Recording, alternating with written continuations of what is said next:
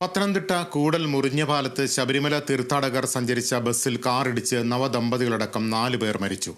മല്ലശ്ശേരി സ്വദേശികളായ നിഖിൽ മാത്യു, ഭാര്യ അനു, നിഖിലിന്റെ പിതാവ് മത്തായി ഈപ്പൻ, അനുവിന്റെ പിതാവ് ബിജു പി ജോർജ് എന്നിവരാണ് മരിച്ചത്.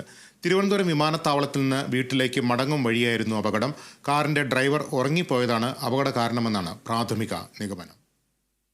മൂവാറ്റുപുഴ പുനലൂർ സംസ്ഥാന പാതയിൽ കൂടൽ മുറിഞ്ഞപാലത്ത് പുലർച്ചെ 4 മണിയോടെയായിരുന്നു അപകടം. മലേഷ്യയിൽ മധുവിധു ആഘോഷിച്ചതിനു ശേഷം മടങ്ങിയെത്തിയ നിഖിൽ മാത്യുവിനെയും അനുവിനെയും തിരുവനന്തപുരം വിമാനത്താവളത്തിൽ നിന്ന് ബിജു പി ജോർജും മത്തായി ഈപ്പനും സ്വീകരിച്ച് മലശ്ശേരിയിലെ വീട്ടിലേക്ക് മടങ്ങുകയായിരുന്നു. മുറിഞ്ഞപാലത്ത് എത്തിയപ്പോൾ കാർ എതിരെ വന്ന ശബരിമല തീർത്ഥാടകർ സഞ്ചരിച്ച ബസ്സിലേക്ക് ഇടിച്ചു കയറുകയായിരുന്നു. നിഖിലും മത്തായിയും ബിജുവും അപകട സ്ഥലത്ത് വെച്ചും അനു ആശുപത്രിയിൽ വെച്ചുമാണ് മരിച്ചത്. വീടിന് 7 കിലോമീറ്റർ മാത്രം ദൂരത്ത് വെച്ചായിരുന്നു അപകടം. കാറിന്റെ ഡ്രൈവർ ഉറങ്ങിപ്പോയതാണ് അപകടത്തിന് കാരണമെന്നാണ് പ്രാഥമിക നിഗമനം.